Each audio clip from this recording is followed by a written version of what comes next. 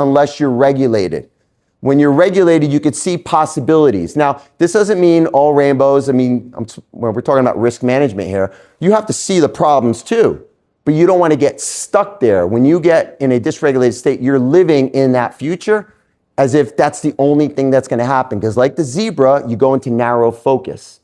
When you're regulated, what happens is your attention opens up and you see all the possibilities.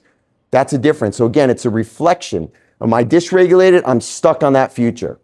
Now, by the way, when you're in a dysregulated state, that ancient and primitive nervous system doesn't know the difference between future and past. Everything that you're feeling or thinking about in the future, it's happening right now. When you're worried about a future event, when do you worry? In the future or now? Now, when you're depressed about a past bitter memory, when are you depressed? In the past or now? So the way I like to look at this primitive system is like when you talk to your dog. Who here has a dog? Okay. You don't go to your dog and go, hey, Petey, in 2 weeks, we're going to go to doggy daycare. It's absurd because what they're going with the emotional state in the moment, right? That's the way you want to be thinking about this primitive system. It's always in the present moment. So regulate first. I'm going to keep coming back to that pillar. Overriding survival impulses. Pause the pull back, choose growth.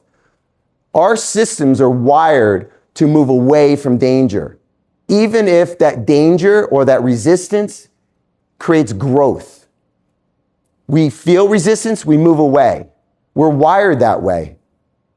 So when you are, say for example, raise your hand if you go to the gym. Okay. Raise your hand if you know what a gym is. Yeah. Okay, when you work out, when you go into the gym or work out, let's say when you exercise, you literally have to override this reflex because when you step into the gym, you're going to feel what?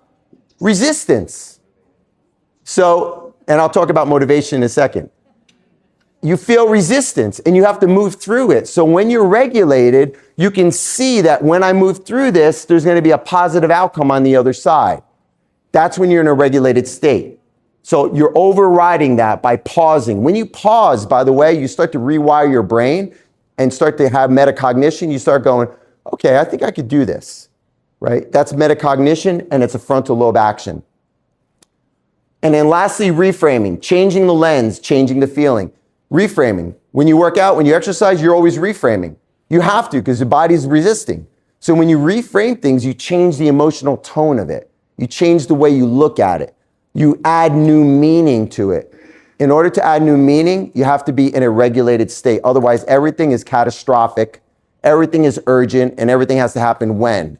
Now. Reflection, I'm in a dysregulated state. Let me get up and move, okay? This is all about conditioning, guys. It's like going into a workout. You don't just work out, get to the point, and you go, all right, I'm in good shape, check the box, I don't have to do that anymore. You got to keep doing it. So this is a mental muscle. The more you do it, the more consistent you do it, the better you get, and you got to keep doing it.